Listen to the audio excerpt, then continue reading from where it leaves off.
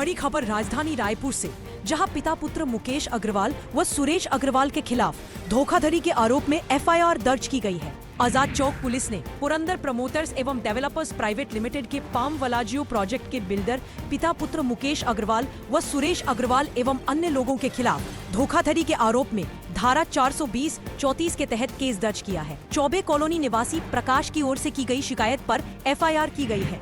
मामला रिपोर्ट करता एवं उनके परिचित की जमीन को फर्जी विक्रय विलेख तैयार करके अपना बताते हुए आरोपियों द्वारा अपने प्रोजेक्ट के बदले नगर निगम में बंधक रख दिए जाने का है। तो बड़ी खबर रायपुर से, जहां पिता पुत्र मुकेश अग्रवाल व सुरेश अग्रवाल के खिलाफ धोखाधड़ी के आरोप में FIR दर्ज की गई है।